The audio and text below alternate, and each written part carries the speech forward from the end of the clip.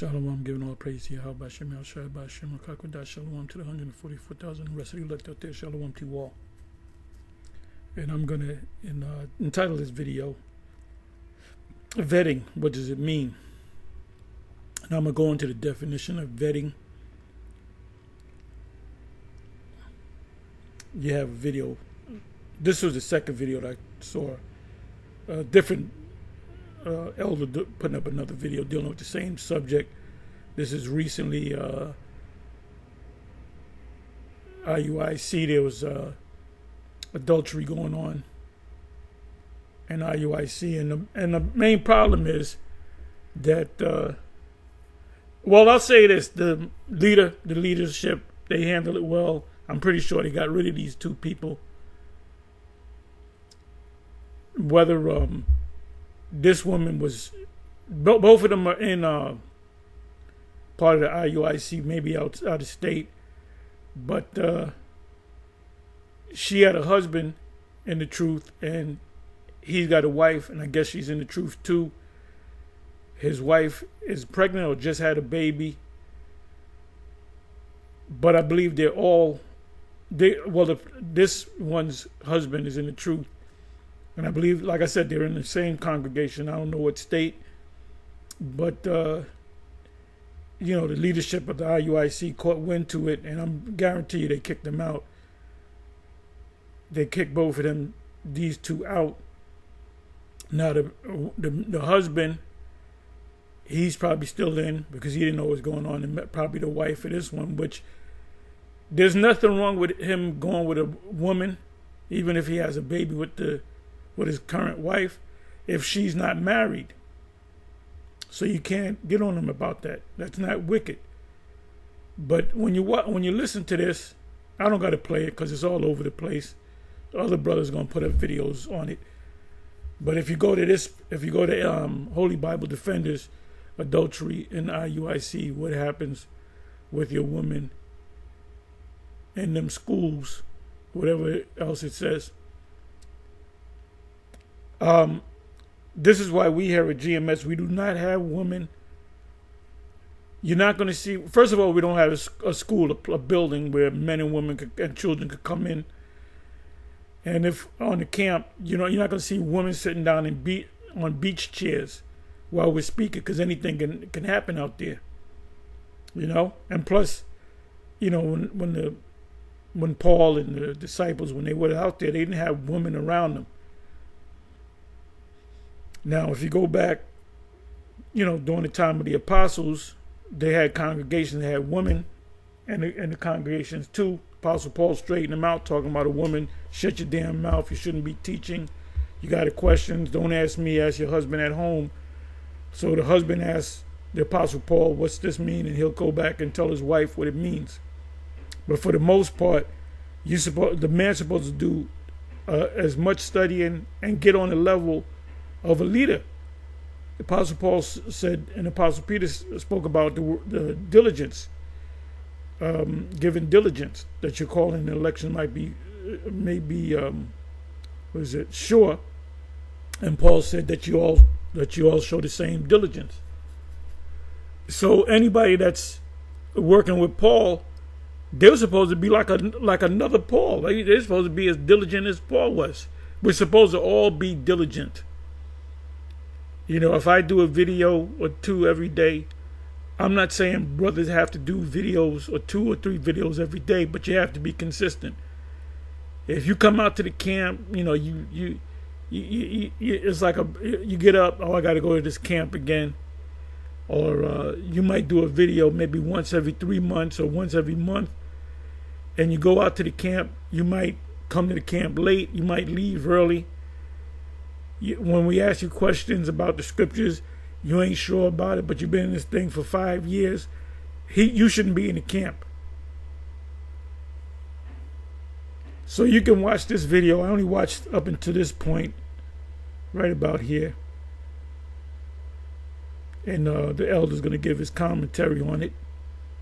I pretty much know what he's going to say, but I'll watch the rest of it in my leisure. But one of the words I use in the title is vetting. See, when somebody comes in this camp, he's on probation forever. He's being watched forever. We had to kind of sort of kick out some guys from the camp. They're still kind of open, but they can't come to the camp and be in the camp, but they can be in the audience. But then some of them don't even come out to be in the audience, so they're not showing any diligence to really want to be in the camp. So eventually, it comes up all the time. You got a particular guy, he comes up with the same excuses. You can see he ain't grown in the spirit. You got to get rid of that guy. You got to get rid of him. And remember, every last one of you camps, I don't give a damn if it's ISUPK, GM, any of them, IUIC, any of them. All of y'all got agents in there, whether they be feds, whether they be local police, whether the police and the feds are working together. There's guys that you think are cool as hell. There's Shalom Ach, Yahweh Shem Shai Barakathum, brother. How you doing, brother? You break down 3 a.m. That brother come out to help. You got agents in which are Israelites, which I couldn't even imagine what the Most High Yahweh Shem Shai is going to do to them. He's going to do something special to them, because they're in here to infiltrate, and it's in New York camp. There's a bunch of them in the camp, bunch of agents in our camp, and what the Most High is going to do to them, man, I wouldn't want to be in their shoes, because you're an Israelite. You received the knowledge that you're an Israelite and the Most High, but here you are pretending that you in this thing, and you're giving information back to the devil. And we're going to see who's who when that everything's going to be fulfilled when they institute that microchip technology. We're going to see who's who. We're going to see how real. We want to see you guys in that IUIC keep that same energy when the chip actually comes out, and you got to go ahead and get it. I'm going to see what you're going to do. I'm going to see if you line up and do it because your leader said do it. Well, you're on your own, and you clearly ain't going to make it. So all the teaching that you did is all in vain. So anyway, I'm going to look up the word vetting. Now, I can give you a bunch of scriptures on adultery, on being a harlot, because I put some precepts together, and I was going to do a video on it, but I didn't. Matter of fact, I put one precept together. There was a bunch of precepts in my mind, and I put it on a list, and I X'd out the list. So anyway, let's look up the word vetting.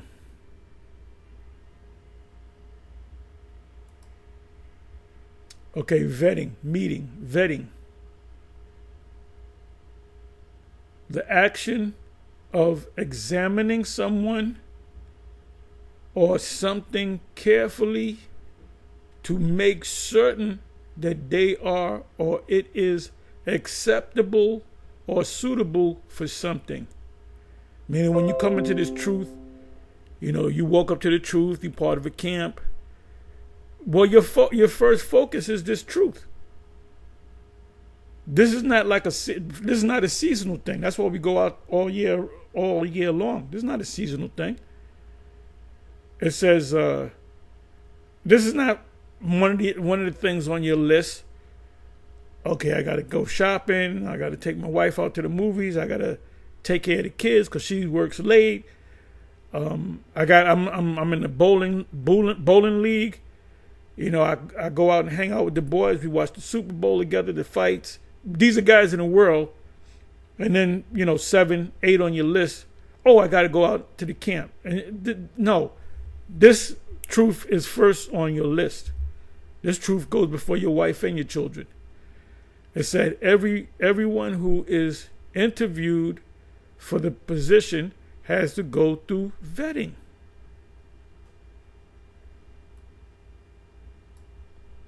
And it said examine, right? And it says in 2 Corinthians 13:5, it says examine yourself, whether ye be in the faith.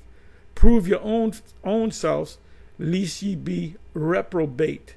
I'm going to read that, and I'm going to go into the word reprobate. Credit history checks, criminal background checks, and personal interviews with past and current associates, all fair game in the vetting process. And you're continuously, when you come to the camp, you're supposed to be continuously vetted. I guess that's the word. So now let me give you a precept.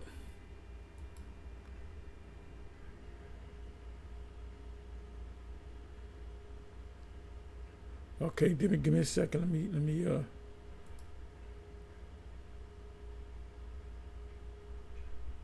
bear me for a minute.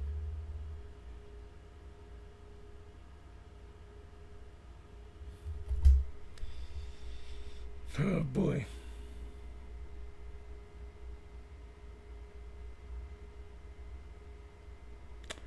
Okay. 2 Corinthians 13.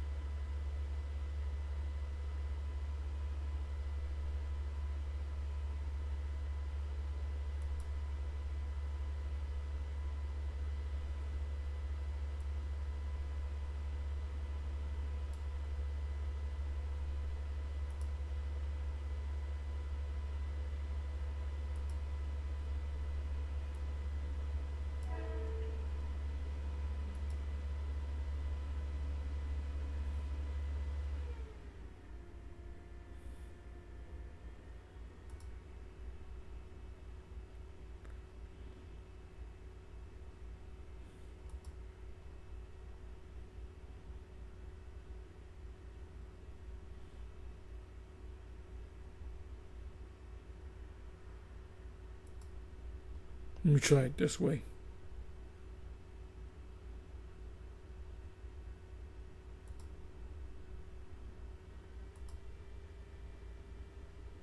Bad gateway.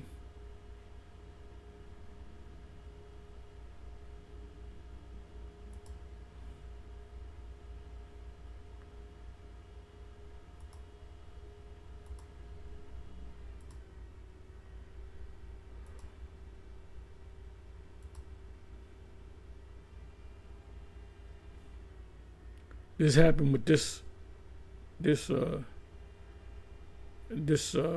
site too is acting up.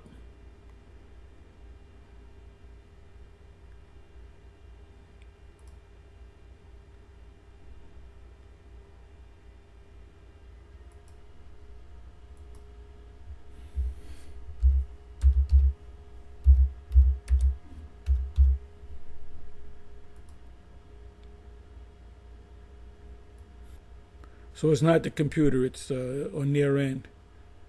It said, examine yourself whether ye be of the faith, prove your own selves.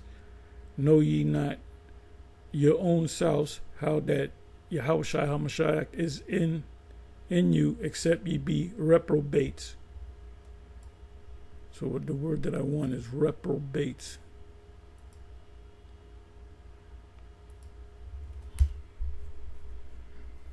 It means void of law, void of, true understanding of these scriptures. And you're going to tell me, let me come back over here.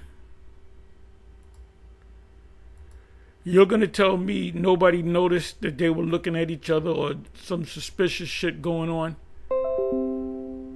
Or, see, a lot of these people coming to this Israel thing like it's a church. You know how you go to church, you be wicked as hell, but you go to church, committing adultery all week, just being wicked.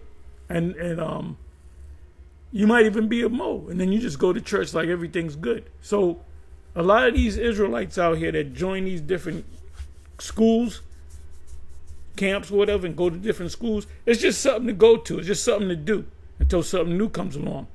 So you mean to tell me no? And that's why you have to have a leadership.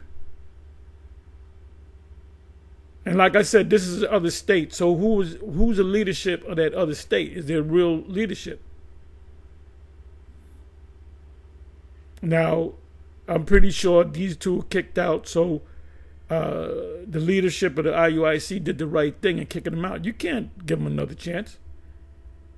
I mean, he going back and forth. This guy goes into the bathroom. He pulls his penis out and takes a picture of it and send it to her. And then he goes sit down next to the woman's husband talking about Shalom. I mean, he's clearly wicked, man.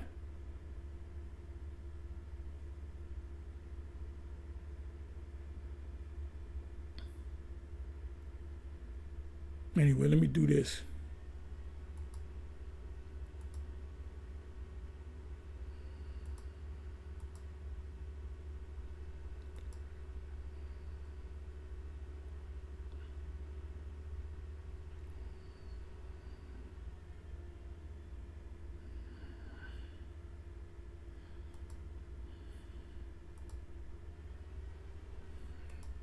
Try it this way. It's on there. It's on the blue letters N, because this one works just fine. The other day, this one was acting up. This one was telling me, "Prove to me that you're not a robot."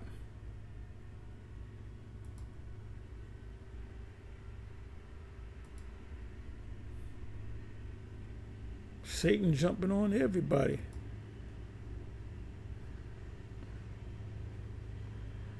Yeah, because we had when we had the school, we had women in the school, and it was just madness.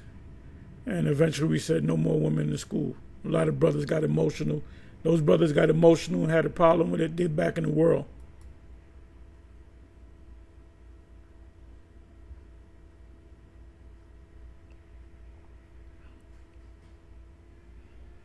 Just checking this.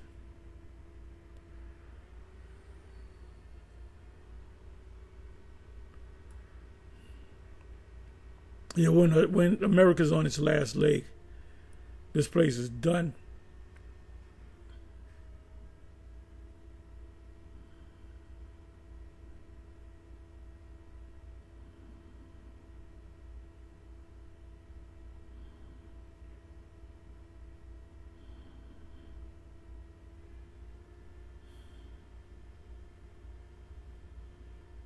Okay, this is another video.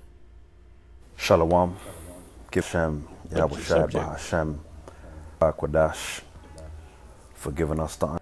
And I'm not, so you can understand, I'm not getting on the leadership of the IUIC. They did the right thing in kicking him out. I hope they kicked him out. I hope I said, we're going to give you one more chance. You know, but this is what happens when you have a whole lot of people come. You join the ranks. We're not going to push for as many people to come in. It's not about numbers. It's not about quantity. It's about quality. You got to check. Scriptures say, know the state of thy flock.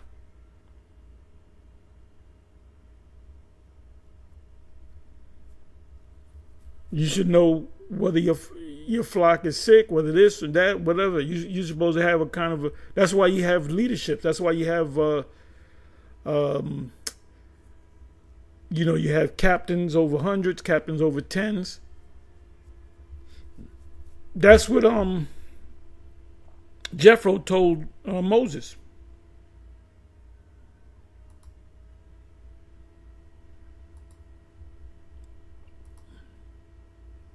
Okay. Let me see something. Let me do this. Let me try something.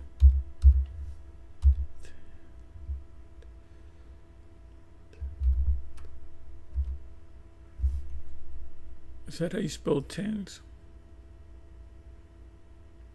Bear with me for a minute. Let's see if it comes up.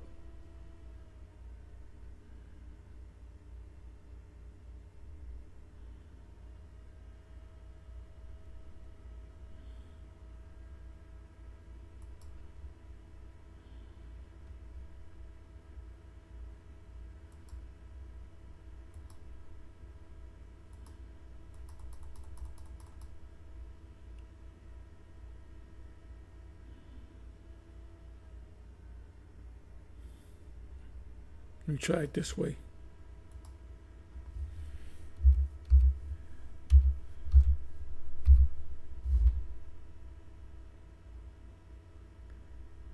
Okay, here it is.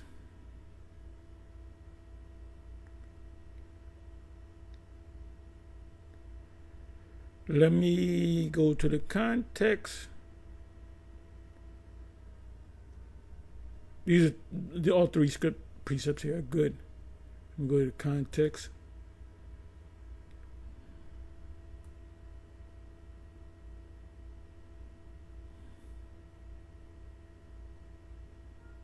This is Jethro, the father-in-law of Moses, telling them how to set up Israel, the leadership.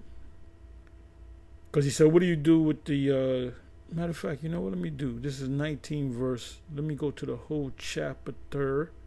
The chapter.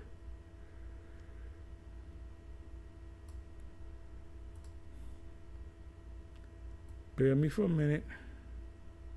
For the priest of the Midian, Moses' father-in-law, heard of the that the Most High had done for Moses and for Israel, his people in Egypt. Jethro's father, Zipporah. You really need to read this whole chapter, but that's why you got to have rank and file.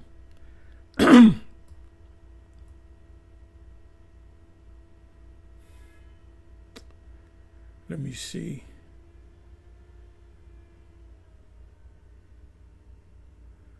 Okay, the things that thou doest is not good. And Moses said unto the Father, because the people come unto me, inquiring of the Most High. Right, he asked him, what do you do with the people? And Moses said unto his father-in-law, because the people come to me to inquire of the Most High. When they have a matter, they come unto me, and I judge between one and the other, and I do make them know the statutes of the Most High and his laws. Moses at that time was not a good leader. He didn't know how to lead. Leadership is delegating authority. You get somebody you can trust to do it, and you say, look, I want you to do this, that, and the other. You think you can do it? Yes. Okay, go ahead and do it. Then you may praise him. He said, this brother did a good thing. I got to use this brother some more.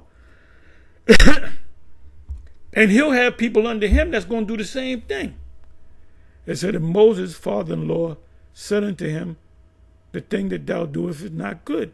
Thou wilt surely wear away both thou and this people that is with thee, for this thing is too heavy for thee. Thou art not able to perform it thyself alone. Hearken now unto my voice. I will give thee counsel. And the Most High said, shall be with thee. Jethro was saying, look, I'm going to tell you what to do, and the Most High going to be with you on this one, which he wasn't even an Israelite. Be thou for the people to the Most High wood, that thou mayest bring the causes unto the Most High. And thou shalt teach them ordinance and laws, and shalt show them the way wherein they must walk, and the work that they must do. Moreover, thou shalt provide out of all the people able men, such as fear the Most High, men of truth, hating covetousness. Oh, I want to get that nigga's wife. Oh, his horse. I want that horse. And place such over them to be rulers of thousands, and rulers of tens, and rulers of fifties, rulers of thousands, and rulers of fifties, and rulers of 10. And let them judge the people at all seasons. And it shall, when we go out there and speak, we're judging the people too. So it says, let them judge the people at all seasons. Not this is the season for the Toronto, Canada IUIC camp to go out. It's getting warm. No, you're supposed to be out there all season. It shall be that every great matter they shall bring unto thee, but every small matter they shall judge. So shall it be easier for thee, and they shall bear the burden with thee. Now, what is a big matter? It says every great matter they shall bring unto thee. What is a great matter? It's a small matter that goes unchecked. It's a small matter that goes unchecked, and it becomes a great matter. So if these guys are worthy of their positions, Moses is laying back. He don't got to worry about nothing. You got a good crew there. I had this one job where the supervisor, which I knew him from another job, he was bragging that, yeah, I'm a good manager. I'm the best manager y'all ever had. And I said, yeah. I said, yes and no. He said, what do you mean by that? I said, you're a good manager because you have good people that do what, you're set up as a manager. We do what we got to do. You know that we're going to come in, whether it snows, rains, whatever. You know that we're going to pull through. So your job is easy. So it's not you, it's us. If you had a bad crew, you're going to have to do all the pickup work. Like we had this one woman, Latin woman, and she used to always complain, oh, it's raining too much, and I got caught. If you get caught in the snow doing a delivery, you better be able to fix your, you better have your thing and fix your tire, whatever the case may be. So she used to always complain, and we were like hoping that this bitch just leave. Eventually she left. And he said, because his headache was with her. So I said, look, you're only as good as the people that work under your position. Okay, you don't got to remind us of anything. If there's a problem out there, we won't even call you. We'll figure the shit out ourselves. And then we'll even help you.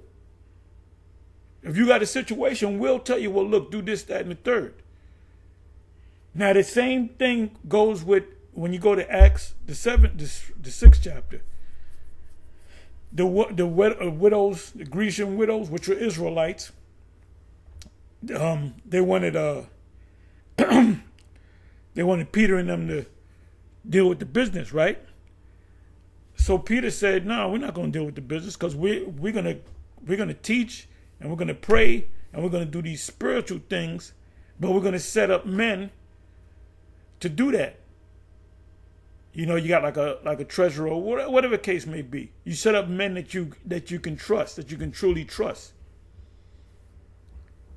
So part of people coming into this thing, there's a vetting process. So you're constantly watching them, and they're constantly, all the men in the New York camp, they're all on probation. They're all on probation. They've been in this thing 50 years. You still on probation, man. You do something, you go off or something, we're gonna bring out the steak knives on your ass. All right? Because at the end of the thing, we close up. Sometimes we joke a little bit, but we'll ask questions. It's very informal. So, he Tahar's loosening up. I can get away with this. But when it's time for you to get counseled, I already tell you. I said, look, you two guys are coming for counsel. I said you better work that shit out by yourself or with some other brothers. Normally I say let them other brothers deal with it. Then if you can't deal with it, bring it up to the leadership, right? And I'll tell them, I said, look, when we have this council, if we find out that you was wrong in what you did, and you knew that you were wrong, you may get kicked out the camp. You may get kicked out the camp. And they'll think about it and they'll say, they'll straighten the shit out. But then we're watching them. We're watching them too. I said, hey, there's this old saying we said we got to get rid of this guy. So Pastor Gabar, whatever might say, why? I said, because his name keeps coming up. If your name keeps coming up, it's either for something good that you did. If you're a diligent guy, your name's gonna come up. We're gonna remember your name. If you always effing up, we're gonna remember your name too. So we're going to say, well, we're going to get rid of this guy because his name keeps coming up in a bad sense. So anyway, you know, the problem with the IUIC is they get their doors are too wide open and they just let any old nigga in. Because as soon as this guy comes in, he gotta be diligent from the word go. He gotta be diligent from the word go. You in this thing for a month, I expect you to know a certain amount of things inside of it. I expect you to learn a lot. If you in this thing for a year, you should be able to deal with any situation when it comes to the scriptures. Anyway, with that, I'm going to say shalom. On to the next one. Shalom.